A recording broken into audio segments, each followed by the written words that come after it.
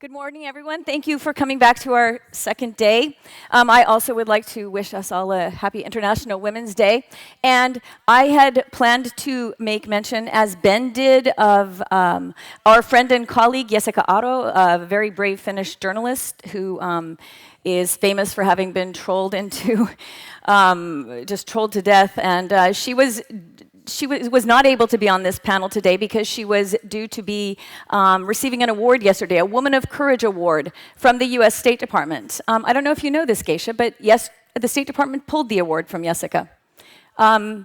Apparently, at the last minute, they decided that Jessica was too much a woman of courage, and she had been too outspoken, used her free expression, and they didn't like some of the things that Jessica had said about the administration, about the US administration. And so I would just like to put that out here. Jessica is really someone who has been hugely inspirational to those of us covering this, and that's a really disappointing development, and I know that she's going to be watching this panel today, and carry on, Jessica. Sisu, as we say in Finnish. That means courage. Yeah. So I'm very grateful to be here. Thank you, Geisha, for having me, and to the Atlantic Council for hosting this incredibly important session. We are heading into European Parliament elections here in Europe. Everyone is very worried about it. The European Commission, by their latest statistics, shows that 83% of Europeans believe fake news is a threat to democracy. 73% are worried about it specifically heading into these elections. Virtually everyone here in Brussels says not enough has been done. Some say it's too late. The rest of us say you still have to try. As journalists, we're very much trying to sort through not just bots and trolls, but all of the other things, sock puppets, web brigades. I even have trouble keeping up with the vocabulary and have to ask Ben Nimmo constantly, what do we call this? Do we call trolls, do we call human trolls trolls? I ran into this when I was writing about Jessica, as a matter of fact. So I have an expert panel who's going to help sort through some of these massive, murky challenges. We are going to start with Sebastian Bay, who is with the Stratcom Center of Excellence in Riga. And if you look on their webpage, they are making a valiant effort to put out more and more information about the kind of things they're finding, the very frightening things that they're finding in the sphere that they study. After that will be followed by Brett Schaefer from the Alliance for Securing Democracy, an organization that was set up specifically to deal with these challenges. And after that, Scott Carpenter from Jigsaw. And there are longer biographies if you'd like to read on the website. And then Melanie Smith, a cyber intelligence expert from Graphika. But we're going to start with Sebastian. And actually, I knew about this story before I realized that Sebastian was one of the co-authors. Stratcom has been doing some experimentation on just how dangerous the bots are, just how vulnerable all of us are, including people who are trained to be resilient against this threat. The military, we don't know which military, but Sebastian, I know you're going to talk about more experiments than this, but please start us off. And again, thank you very much. Well, thank you very much, Teri, and thank you for that introduction. It's very fun to be here. I've had a good week, actually. I started off in Oxford discussing ethics and AI, and then yesterday we had, in Bristol, we had this tech challenge looking at different ways to solve this problem from a tech perspective, and today we're here discussing bot trolls and free expression. And one of the intro to this panel was a question: can we differentiate between bots and real users? And one of the things that it says is that social media companies are arguing more and more that this is becoming more and more difficult. And it is becoming more and more difficult. I often joke and say my mom online could be seen as a bot because every time she forgets her password, she creates a new account. So this is becoming more difficult. But then I woke up this morning and I realized, wow, this is very interesting, actually. If social media companies cannot accurately determine what is a real account and a fake account, they cannot actually price their asset, right?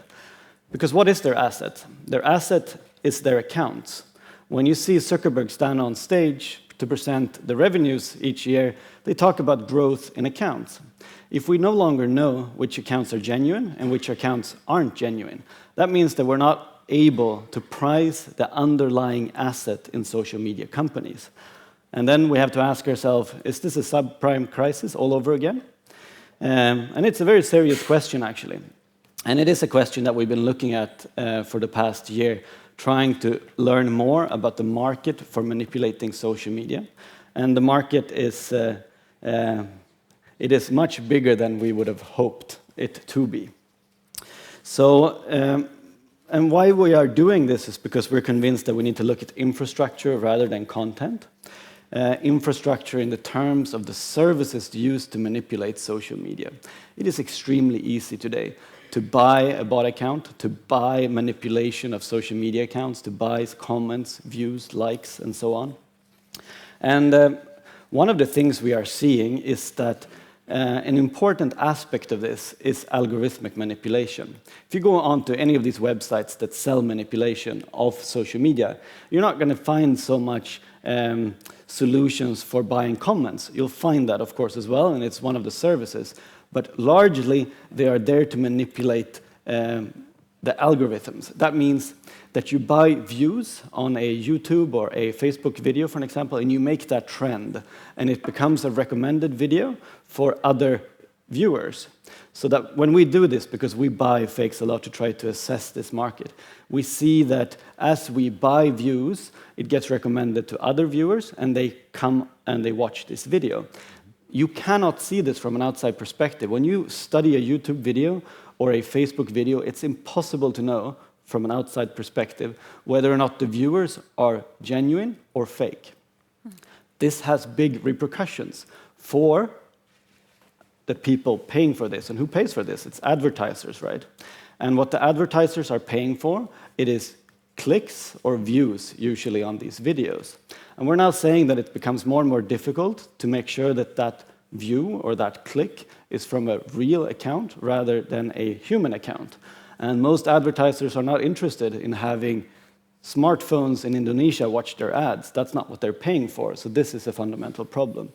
We also believe that this infrastructure is the core to this sort of manipulation that we're seeing. We were in Congress 2 weeks ago, and for fun, we bought manipulation on Senator Chuck Grassley's social media accounts just to try out these services. Lots of fun. So we used a Russian social media manipulation company, and we bought comments, likes, and views on his content. And it was highly successful. You can get likes, views, and comments within 15 minutes from a Russian provider or any other provider, that is. And we also realized when we looked at this problem, last week I found a company based in Berlin. In 2015, they turned over 330,000 euros in the sale of fakes.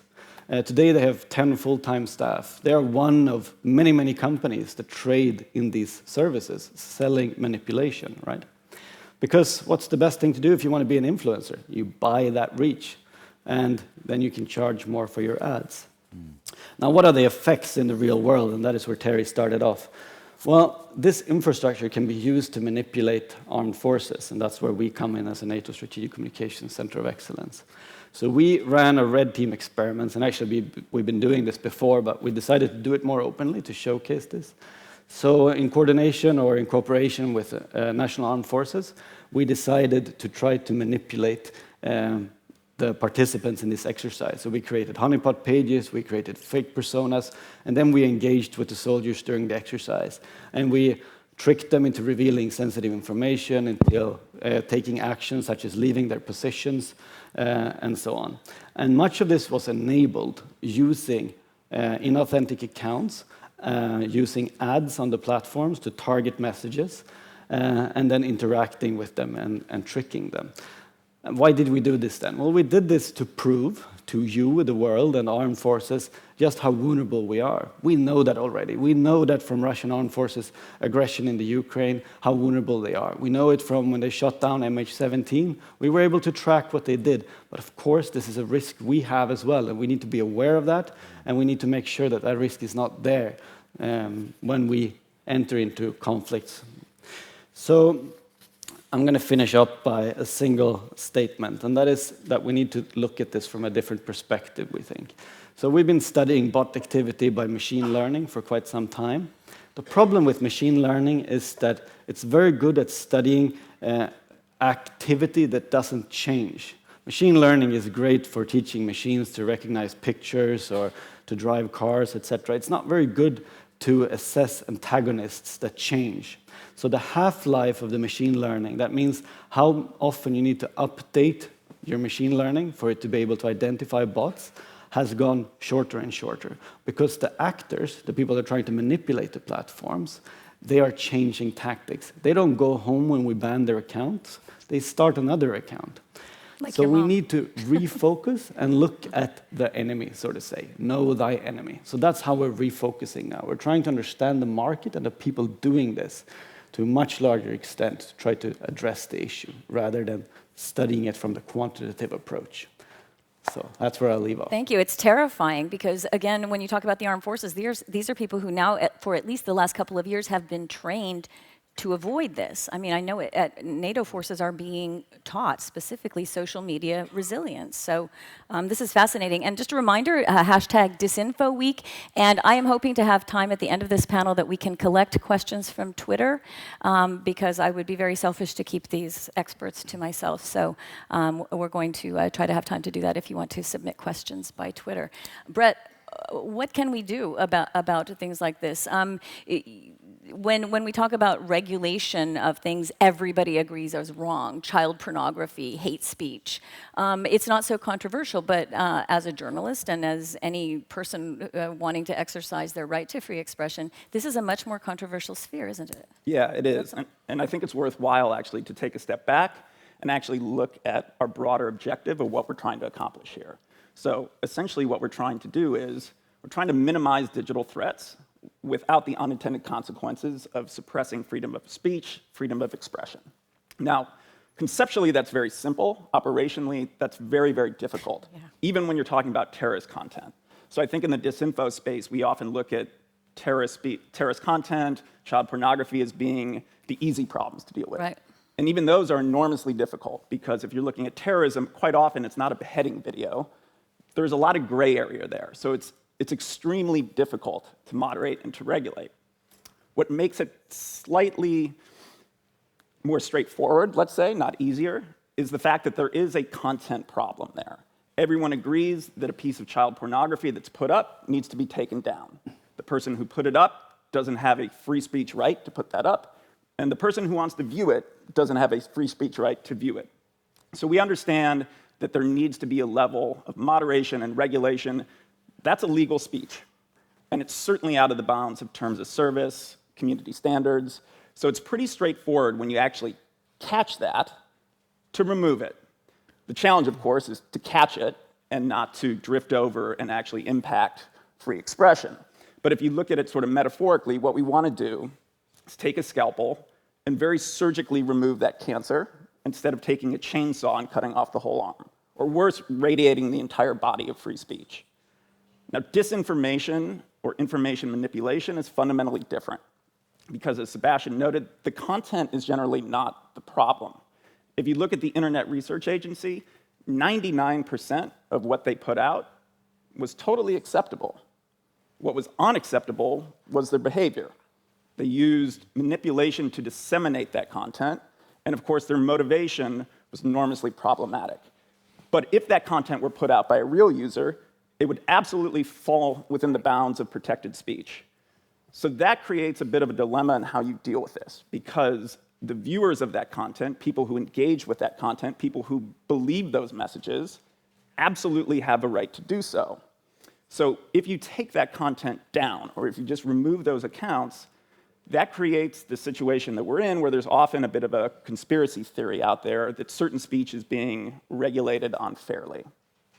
And this is a real challenge because you don't want to get in the situation where people have no idea why this content that they have liked or commented on a video that's taken down, why that's happened. So the social media companies, I think, need to be a bit more transparent when they take down troll and bot accounts of exactly why they're doing so. So it's not just a suspension the way you do if somebody violates terms of service. It falls into a different category. And where this gets particularly complicated, a real-world example that actually drifts to sort of offline speech and freedom of assembly, back in August of last year, and Americans will probably know this example, there was a Facebook page set up for a counter-protest to the Unite the Right 2 rally in Washington, D.C. Unite the Right, of course, was the white nationalist march in Charlottesville in 2017 that ended in violence. So this was a page that was set up to counter this. So it was a page that was set up essentially for a good purpose, but Facebook discovered that there was some manipulative behavior by the actors who put up this page. I don't think they ever got to attribution, but it was most likely Russians. So they did, I think, the right thing in taking that page down. But the problem at that point is a lot of real activists had collected there, and they had used it as a gathering space to organize. So when that page came down, of course, that disrupted their total free right to go out and protest white nationalism. And we would say they're actually doing a positive thing there. So I think we need to be very careful in how we deal with troll accounts, bot accounts, because we don't want the solutions to drift over in a way that's problematic for the people who are actually engaging in a helpful way, or at least a protected way. So I think one of the other points to make, too, is any solution we come up with, we have to look at the fact that we don't want to give a propaganda victory to our adversaries. So if we over-regulate, if we over-moderate, that is going to give RT a headline story every time. There's nothing RT likes better than to be able to claim Russophobia, as Ben laid out, whataboutism. So if we don't have clear standards, if we don't have clear justification for why actions are taken, that's going to be a propaganda win every single time, and we see that week in and week out. So the platforms need to be more specific in their terms of service, and they also need to regulate it consistently and equally.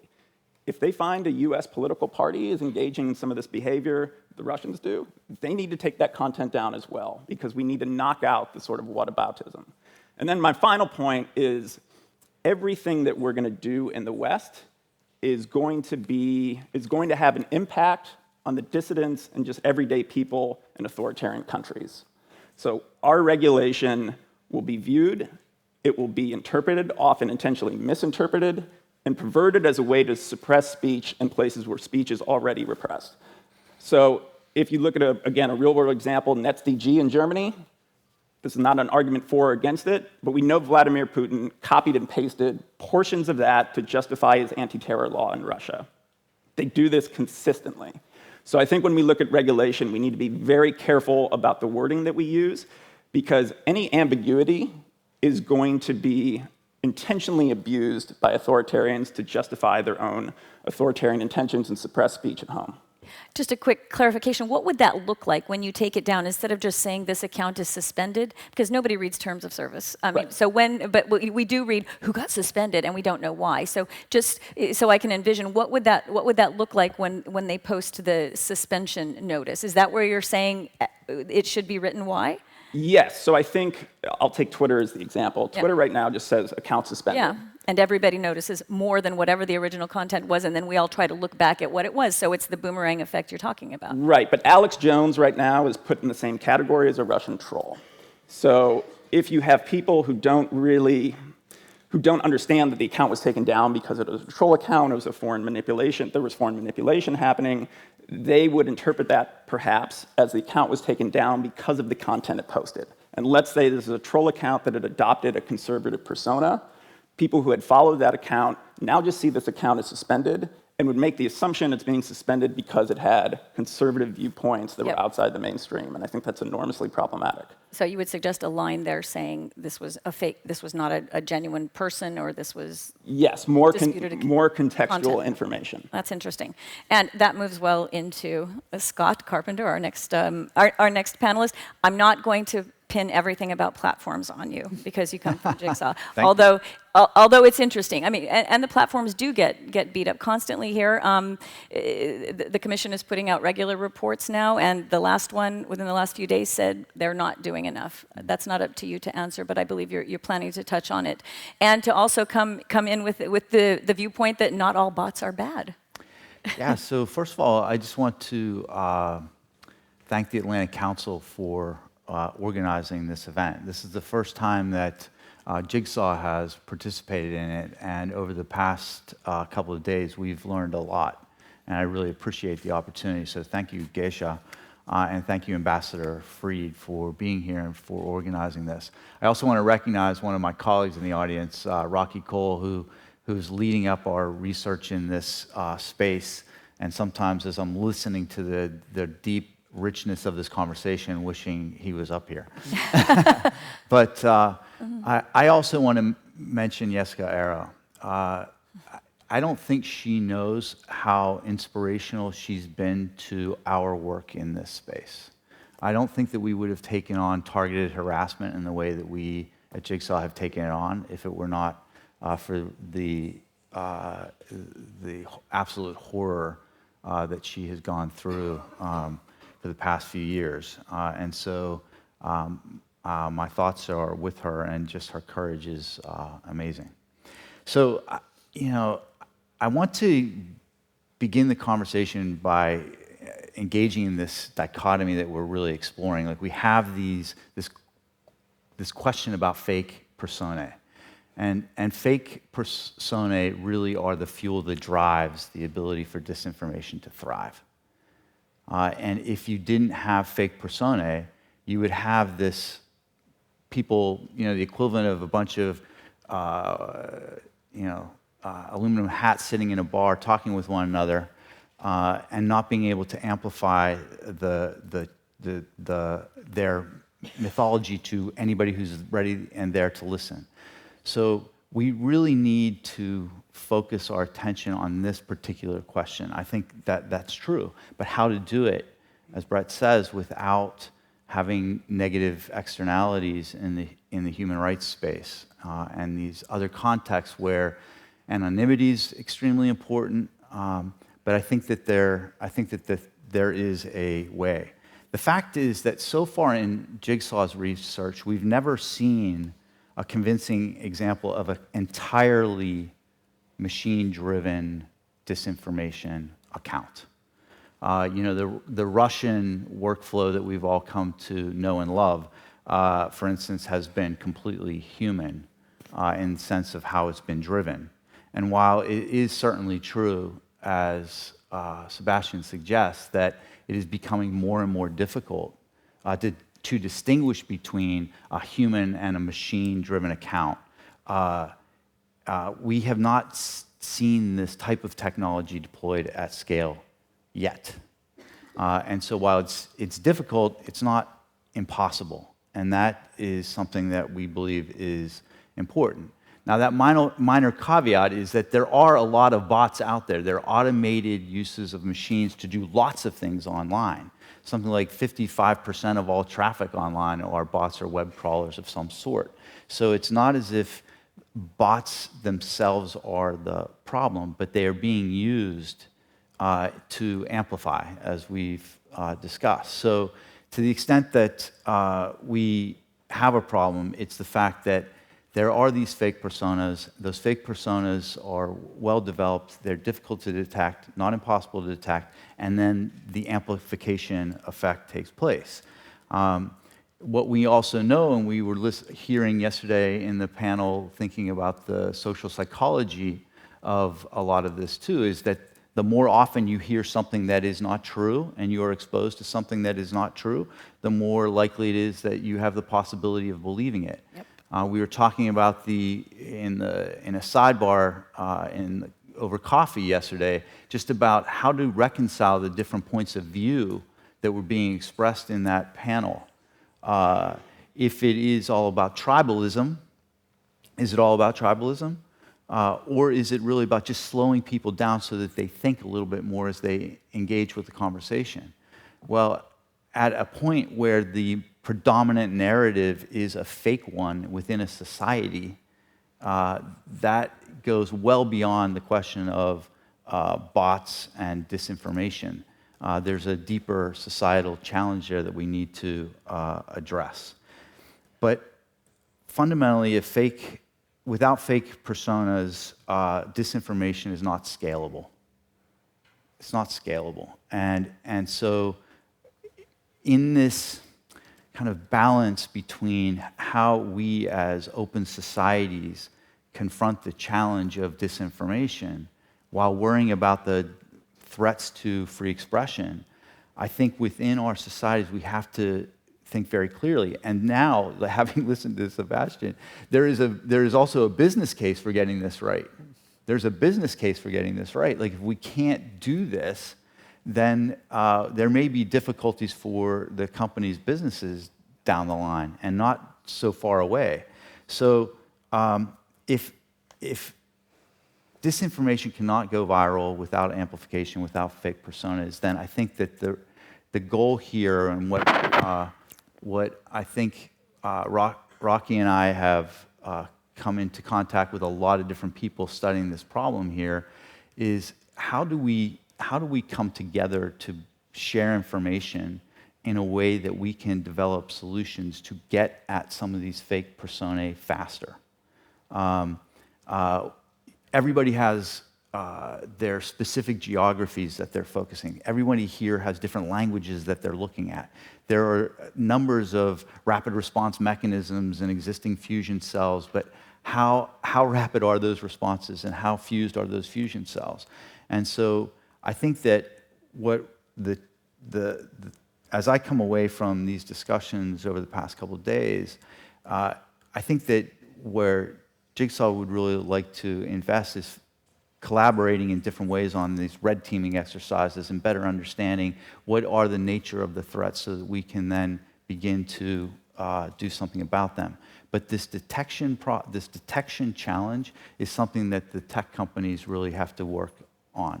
And I think that we can find ways of collaborating on that specific area, which I think could do a lot of good in this space. Thanks, Scott. But Commissioner King also likes to say that the platforms know about millions of accounts they're not taking down. I can't speak to every social platform out there, but I think that, again, for Gmail users, people use Gmail for lots of different things. We have authentication, especially if we want to keep your account secure. There are lots of ways of keeping your account secure that gives us reasonable confidence about who's using our platforms. I think that increasingly that's true in YouTube as well. And so I do think that this is a challenge, but tech companies understand verification. Yeah. It's just a question of this balance. We, as I was saying to a group last night, that as our companies were formed, we really were thinking about being machines for free expression, how to create an internet where everybody could express themselves. And so I think as these challenges have come before us, we're grappling with them like everybody here on the panel and everybody here in this audience.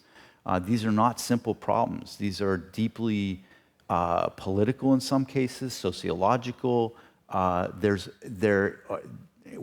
were talking, the segment of the population that seems to be most vulnerable to disinformation is the older generation. And so people who are just getting forwarded email threads, chains, I get them a lot from my own family, and it's kind of crazy. So there's a lot going on here that we have to unpack, but we think that fake persona are the most salient, because if you can address this problem in some way, and everybody says very difficult, true, it's very difficult, but it's not impossible. So if we can come together to really tackle this problem in a way that protects and maintains the ability to protect free expression, human rights use cases, I think that we can make this a more manageable problem. It's like depriving fire of oxygen. At least that's the hope. That's almost as if I had written a lead into Melanie, isn't it? Because Melanie is going to talk about how we can better detect these kind of accounts and how they're being leveraged using what you described to me as network science. So I'd like to hear more about that. Sure. I think I'd like to start off by saying I think one of the most interesting things that's come out of the discussion so far is actually talking about these terms that we're using and whether they are still appropriate in terms of the campaigns and the disinformation that we're actually looking at now. And I would argue that words like bot and troll are still applicable in lots of contexts, but the campaigns that we're seeing are extremely sophisticated, and this is one of the things that Ben mentioned this morning, is that The tactics are becoming much more hybrid. We're seeing very sophisticated uses and techniques. We're talking about things like astroturfing campaigns, hashtag hijacking. One of Ben's, my favorite phrase that Ben coined, which is like cyborg accounts. So people that are very much designed to look like humans and kind of perpetuate this idea that human activity is much more credible online. Talking about kind of the 24-hour tweet scheduling that we often see as a very easy red flag for a bot, and taking that away from an account to show, this is the time where somebody would naturally go to sleep. I find that kind of interesting to think about in a campaign, how you would be able to, using machine learning and automatically be able to detect that kind of behavior. It's becoming much more difficult. I think one of the things that others have also mentioned over the last few days is that we do still see movements using very widespread automation in national contexts. So we've talked quite a lot about elections. And I'm keen to potentially give a couple of examples that are outside of the Russian influence in the West kind of context.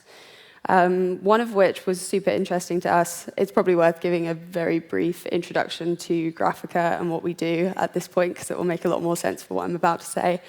We're a network mapping company, and we map online ecosystems to try and understand the ways that communities fit together online and the ways that information flows around a network. So a lot of this is kind of trying to detect activity that looks automated and assess its impact on a society. Sometimes that's elections, but we also do a lot of work around the big issues and how people feel about science, climate change, politics, religion, those kinds of issues.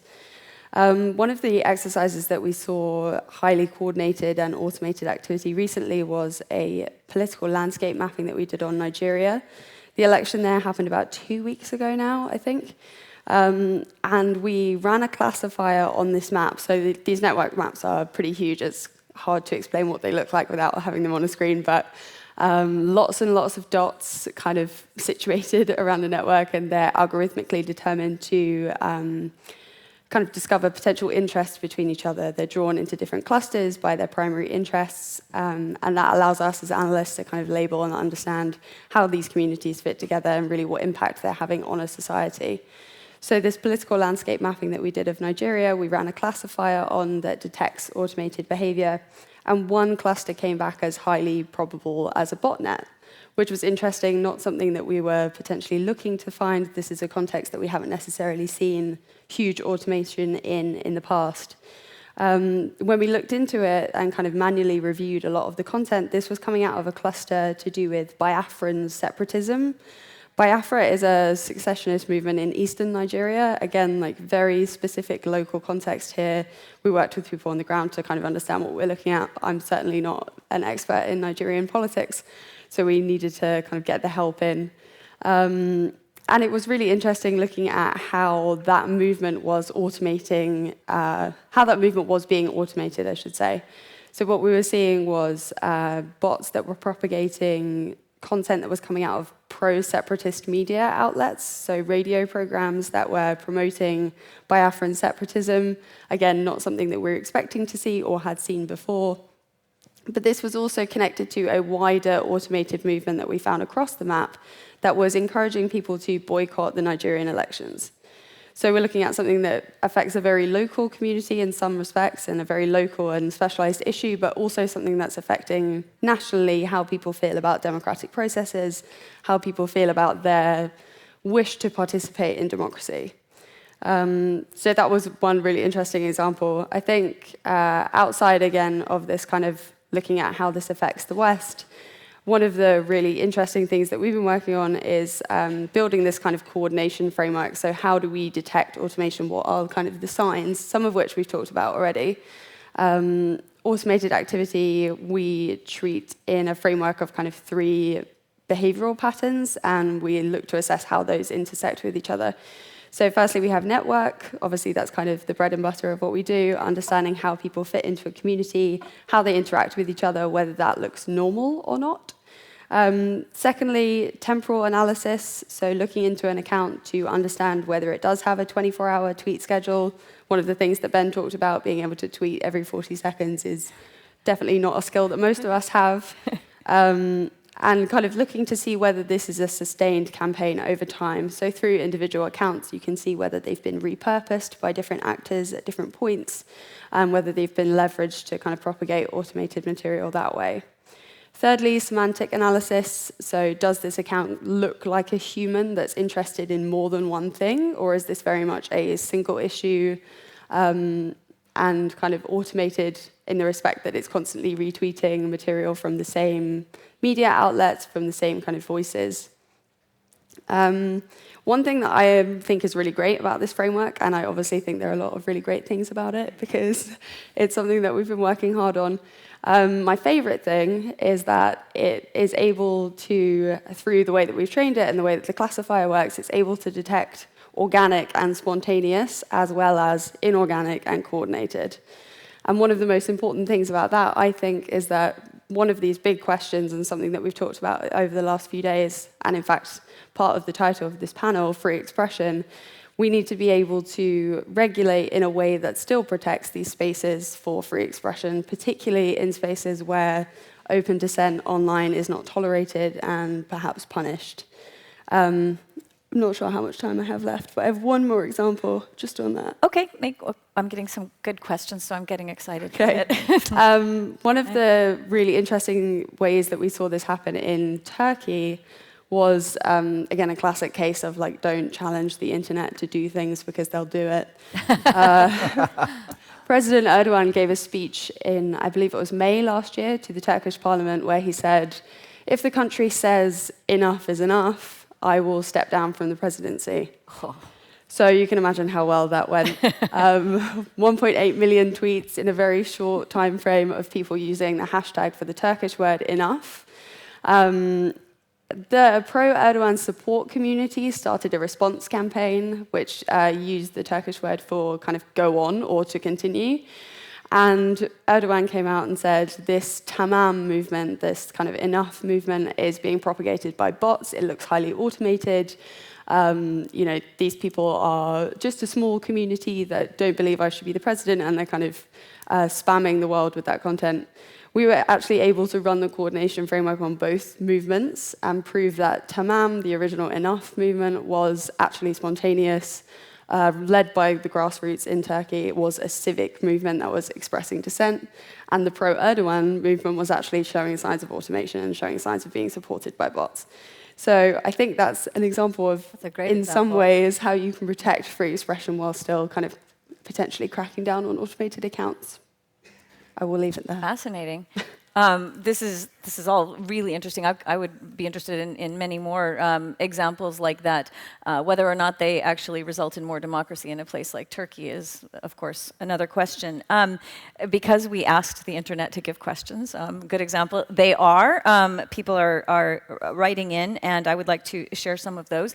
Also, any of my panelists, if you would like to ask each other a question, I would be happy to take that. Melanie, just very quickly, Yep. is this is Twitter API, or is this for the most part? Yeah, it's mostly Twitter API. And it also uses conversation level data rather than just account metadata, which I think is important in terms of understanding how someone's engaging with content.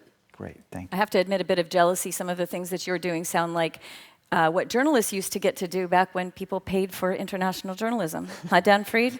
We used to get to cover things like that on the ground. So we're getting questions from Daniel Bach.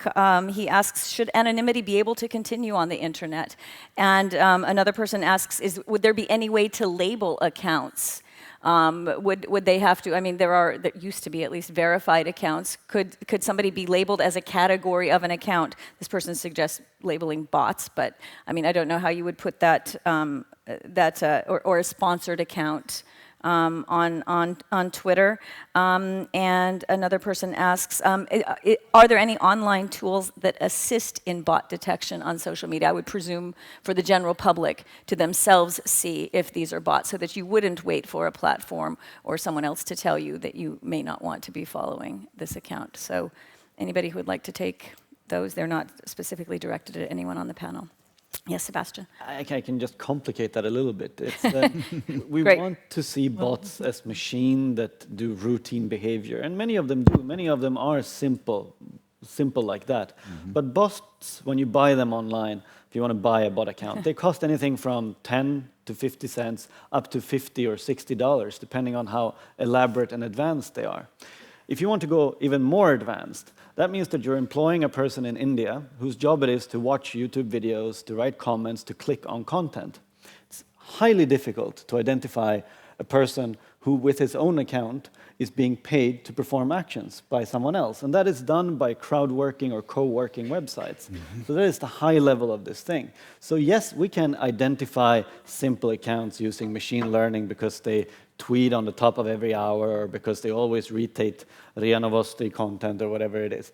That is simple, and that is part of the problem. What we can't do is identify these more advanced accounts, and we can't identify algorithmic manipulation, i.e. if someone is making a video trend so that it comes up as a recommended video to someone else. We have no insight into that today. Could I just ask something here? Yep. Because this goes back to what Melanie said. We need to update our vocabularies constantly, and that is for journalists too. If I'm writing about something and I'm calling it the wrong thing because I don't know that the terminology has changed, I'm part of the problem. Here's a question. If you buy somebody who's watching YouTube, aren't I buying a troll, not a bot? Well, so this I mean, is help me here. No, I mean, so and this is what I said about A troll knowing using that a bot. enemy, that we have to think of it from the other side. Think of it as this 23-year-old college graduate in suburban St. Petersburg who wants to make a living. He doesn't think about what he calls himself. If he runs 1,000 accounts and that doesn't work, he runs 100 accounts, that doesn't work. He runs 2 accounts, maybe that works. He's not interested in labeling what he does. He's interested in making money. And my point will be that maybe we should think a little bit less about exactly how we label it and more on how do we disrupt this market. Because when we go to Indonesia and we talk to people about why are you doing this, well, one of the things they say is it's too expensive to buy Google ads. So it's much cheaper to run bots to provide the same services. So it's this infrastructure that's being run for different purposes. It can be to get cheaper ads, but it can also be to disrupt US presidential elections. And yes, we need a vocabulary, we need to understand, but it's very, very difficult. And I think it's not really going to help us by, and what I talk about often is this half-life. Half-life, how long does it take for us to be able to identify the problem, adapt to the new one, and then start doing it all over again? And that time period is getting shorter and shorter, and we need to find a way to get ahead of the curve. And definitions might not be it. Brett, did you want to come in there? Yeah. Yeah, so I was gonna comment on the anonymity question. I think absolutely anonymity needs to be preserved, not only for the people in countries where their speech online could lead to real danger for them or their families, which is how we usually think about it, but even for the LGBT kid in Wyoming absolutely. who wants to be able to express his or her own self online without fear of being outed or retribution or anything else. So anonymity needs to be protected. Where we need to focus on is essentially digital identity theft. So the deception in how people are presenting themselves. So someone in the Philippines who has a Mickey Mouse avatar as their profile pic and who doesn't give their real name, I don't think anyone thinks that's really a problem. What is a problem is someone in St. Petersburg saying they're Mike from Michigan and commenting on US presidential elections in a manner that is trying to deceive the audience. Now, clearly that's difficult for the platforms to figure out which is which, but I would lean on the side of protecting anonymity and letting some of that slip through rather than vice versa. I was just going to say the same thing. I think Ambassador Fried in his opening comments made the point along these lines anyway, that as an American who supports the First Amendment, that I would fight for the right of my American citizenry to be stupid in any way that they wanted to be. But there is a difference when a person online is intentionally, covert personality, misrepresenting who they are and what they're doing, why they're saying what they're saying. So I think that is very different. Again, this is a great conversation. It's actually a real conversation to engage with Sebastian in this idea of this market. It means that if there's a market for this, and then we know that there is a market for this, then you can track prices. So maybe the issue is going after some of the lower hanging fruit to see if we can drive the prices up. So that you can see that if you want 100 accounts, it now costs you 5 times as much. or something to that effect. But yes, it is true. If not even the dark web, it's just the open web. You can find these services to help you amplify your own social media presence, etc. So there is a market out there. We can think about it, but it is interesting that for those higher quality, higher touch accounts, they are more expensive. So it's an indication that maybe we can drive up the cost. And I think that in point of fact that those lower level bots accounts are much cheaper because there are a lot of them. Therefore, let's see what we can do there first. Well, it doesn't deter the Kremlin with $1 billion social media budget. I'm sorry? It doesn't deter the Kremlin with $1 billion social media budget, but you're thinking, when you talk about lower hanging fruit, you're talking about the underlings once you've gone down several levels who are just trying to be disruptive. No, I mean, even so, yes. I mean, costs for a state, that's a very different thing, very different scale. But I think that we can still make our own platforms more resilient in that way. Melanie, could you address whether people out there can use some online tools themselves? Yeah, sure. I was actually just going to ask a question just based on that. I find that really interesting. Is the concept of making it more expensive not potentially going to drive this kind of more sophisticated technique that we're seeing? So if we're saying that the higher quality bots are kind of what everybody would want to be using, if you make them more expensive, the kind of low-hanging fruit and the stuff that's easy to detect would potentially kind of go offline in some ways.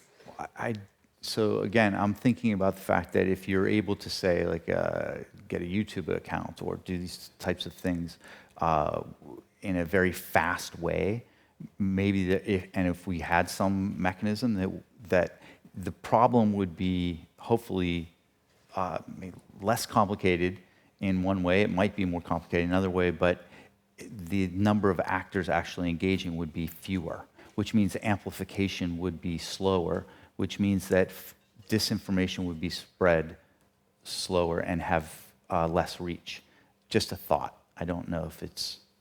I would have to think that would also help with sort of the trust and safety team targeting the people online they want to target or need to target. So if you take it offline, and metaphorically again, you don't want to be dealing with the low-level street dealers. You want to go after the kingpin. So if you knock out those sort of low-level, low-hanging fruit, you can spend more time focusing on trying to identify the people who are enormously problematic at a higher level. Mm-hmm. No, and that's so this industry is actually highly complex. It's not just one company that sells these things. It's a multi-level industry. So you have companies that provide mobile proxies for account creation. You have SMS verification companies. You have CAPTCHA services. All of these come together to form subcontractors to companies that do bot generation. And then bot generation companies are used to populate software and platforms that coordinate the actions of these. And then you have a resale level that works online. So I like the idea of trying to drive up prices and see what happens, because many of these, as I said, are used for as a way to game, for example, YouTube algorithms. Mm-hmm. If it's cheaper to buy a view, if the cost of buying a view is lower than what you get from the advertiser if you own that account, that means that you can generate money off that, right? Advertiser pays you $1 for a view, and it costs 10 cents to have someone look at that video. Then that's great business, right? Mm. So if you can change that calculus, you can remove some of the motivations for this infrastructure to exist. But also we have that other problem. If we make these people billionaires by watching YouTube videos, because there's a great market for this sort of manipulation, we're not solving it either. So of course we have to walk that narrow line somehow. But we need to work on these issues, I think, from multiple and different venues to try to figure out how do we address it. And one of the things when it comes to regulation is, should it be allowed to sell fakes? Yeah. So that is something that's allowed in almost every market, it seems like. I haven't found any regulation that addresses this issue. And to be honest, you're allowed to employ people to demonstrate outside of this building if you want. You could employ 1 million people to come here and demonstrate and shout things. I don't think that would be illegal, but it probably wouldn't be moral. And that's what we're seeing online, right? You're employing 1 million people to come shout things.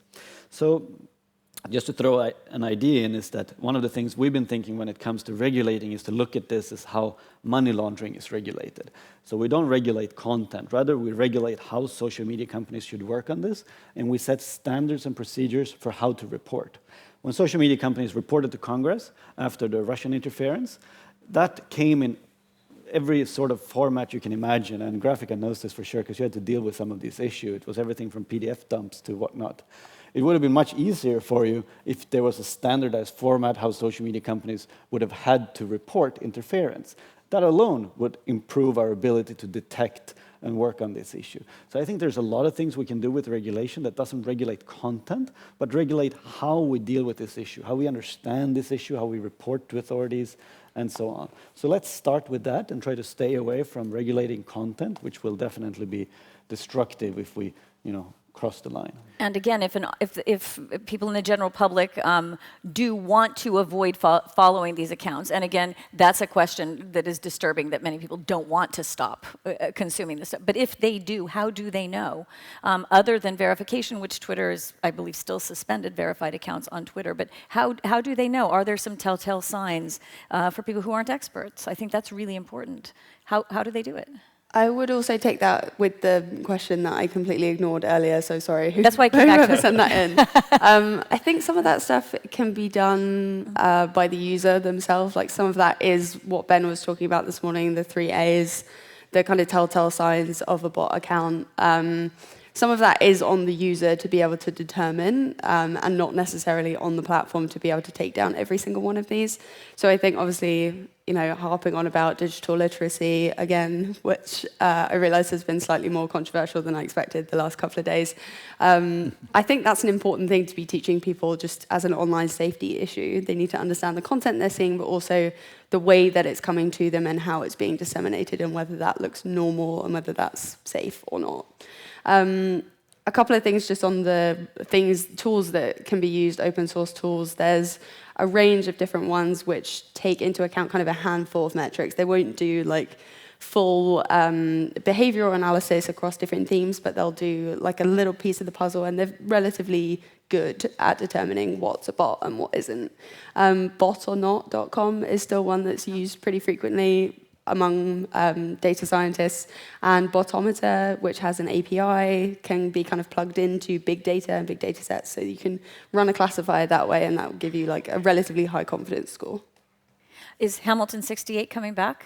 So Alliance for Securing Democracy had a scorecard where you could look, if you were so inclined, you could look at what kind of accounts were troll accounts, and you closed down one version, and rumor has it from your own website that there's going to be another one. It is coming back. And if you could mention that a little bit. Yeah, so one of the things that was sort of problematic with Hamilton is it got labeled early on as all the accounts we were looking at were Russian bot accounts, which just wasn't the case. It was pretty clearly labeled in our methodology, but nobody actually read the methodology. And the early reports came out, it was sort of a bot tracking system, and that became a huge issue with how it was reported on. So part of the reason we set up Hamilton is when we set it up, of course, there had been no congressional testimony that had brought in the social media giants. At that point, more or less, they were still saying nothing happened on our platform. So it was sort of supposed to be a flashing light to draw attention to the issue. And once attention was brought to the issue, it became a bit of a concern for us that it was often just used as an easy article. So every single time there was an incident anywhere, you would expect a Russian troll or a Russian bot to be talking about that to sort of naturally. And then the story just sort of wrote itself that Russian bots driving conversation on X, Y, and Z. So that's why we decided eventually to shut it down. We are going to revamp it, going back mainly to the source. So we're now looking at accounts that are going to be directly attributed to the Russian government in some way or another. That will include sort of the media personas from Sputnik and RT and others. We are also looking off Twitter, so at things like actually looking at YouTube videos from the Kremlin, at their broadcast through RT. We're going to hopefully get onto anonymous posting boards. So it's going to be sort of a much broader range that we're looking at. but we're going to be able to be a little bit more transparent about the actual accounts because there will be attribution there. Well, we're all learning. I mean, nobody was tracking this before, so I think that it was a really valiant effort, and sorry if people liked to write about it a lot. We are running into the end of our panel now because Geisha wants you to have some coffee. Just a quick one. So I'm going to ask my panel, not for the most challenging thing, but what is the most promising? Just in a couple of words to wrap up, what is the most promising thing that you are looking at to get ahead of this for all of us? I mean, as a journalist, I feel very vulnerable to the same things that the general public are falling for. So, Scott, starting with you, what should we all be watching Jigsaw to be working on and coming up with? Well, we're investing a lot in collaboration and research. So we've met a lot of partners here who we hope to continue working with. So that's one big thing to continue to watch from our space, that we are trying to get a deeper understanding of this. We are looking to develop now to go beyond just the detection piece to what kind of interventions might be structured. So that's something that we're looking at. If you have disinformation and you want to have some sort of intervention, what does that look like, how, on what platforms, where, et cetera. So those are the types of things that we're looking at. But I think that as I leave here, I have the thing that has been really encouraging and inspiring is the possibility of collaborating with so many of the different groups that are represented here in finding ways to have deeper, richer exchanges in a way that we can learn from one another faster. Sebastian? To some extent, we are solving the problem in the sense that there is a shared understanding of the issue and many people are working on the issue. I got very inspired when I realized that some ethnographers that used to study prostitution are now studying the shadow world of clicks and fakes. Because that means that new people from other aspects of academia, from other aspects of researching, is being drawn into this and are bringing other perspectives and other understanding of the issue. But we also need to realize that in the end, these are humans doing things. And we have a partner in the Ukraine, and they always say that, well, you know, we need to provide alternatives for these guys, these 24-year-olds that are selling these services. There aren't actually just guys, there's a lot of women doing it as well. But they need other jobs in the end, right? It's like with all crime or all sorts of unethical The kids in behavior. Macedonia. That we need to think of this as from a whole perspective part. But I mean, the answer here is always more democracy, right? We need more democracies to solve this. Democracy will deal with itself. What we need to do is strengthen democracy, but also remembering that this is a liberal democratic order that we're protecting. And what's lacking now is accountability, it's transparency, it's trust in the system, and that's where we need to put our efforts. And we are getting there slowly. We're not very fast, but slowly we are understanding the issue and we're dealing with it. And we need to deal with it with a multi-spectrum approach. And these conversations bring us further, so that's very good. And I think we will eventually come to a place where this problem is more manageable, even though it will never disappear. Just a funny aside to this, the website of Sebastian Stratcom used to be so dull. And I even visited the Stratcom in Riga personally, and it was like they were determined to say nothing about anything. And I said, "Wow, Sebastian, you really revamped the website." He's like, "Yeah, we're trying to talk about what we do now, and there's some really good reading on Stratcom Riga now." Melanie? Yeah, I mean, you definitely just stole what I was going to say. Oh, sorry. I think I'm reassured by two things, one of which is talking about kind of the scale of this happening.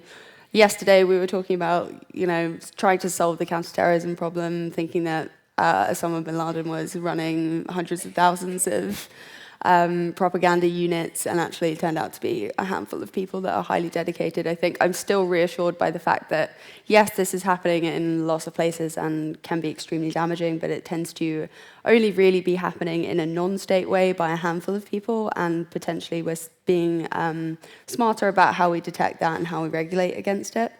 And secondly, the fact that we're all sat in this room having this conversation. It seems like the obvious thing to say, but we were discussing this last night. I was discussing with a colleague that a few years ago we all kind of came together in the first forum and realized that other people were working on the same issue and were so open to collaboration, so open to information sharing. And I think it's taken a couple of years, but we've kind of all eventually got to that point. We're seeing people sharing from all sorts of different backgrounds and new people entering the field with different perspectives, and that can only be a good thing. There's more than enough for everyone. I mean, nobody needs to be competitive about this, right? And Bet, to wrap up? Yeah, I mean, I think, to piggyback on your comments, I think there needs to be, which this is part of it, moral support given within this community, because if you're looking at troll activity, you're generally going to be trolled pretty heavily. Yep, that's true. And a lot of us are in a pretty lonely space because you're out in the internet, you're tracking this kind of behavior. It can be a very toxic place, obviously. So the more that people can support each other and boost each other's work, I think would be incredibly valuable. And then just to end, though, on to pivot a little bit on a sort of last note, we talked yesterday about narratives and what are democracies selling? What is the selling point? And to stick with the theme of my intervention, I think one of the things that we will be able to sell going forward, I hope, is that we still have an open internet. So as Russia and others tack harder to the right in terms of restricting their space, I think that will be a selling point going forward, that we still have a space where democratic debate is allowed online. And so we definitely don't want to try to fix the problem by losing that as one of our core values. And one of the interesting things Ben said also was we have the facts, they have the stories. So advancing storytelling about what all of you are doing is going to be very helpful for journalists and the public to understand this. And I think my panel has been a perfect example of how very interesting and digestible this is for everyone. I'm so thankful to have been moderating this session. It was so interesting. Thanks again for having us, Geisha. And thank you to everybody for being in our audience. And we did get a message from Jessica who says thank you for our support to her. That's awesome. Thanks very much. Thank you. Oh, quick coffee break. Back in here in 5 minutes.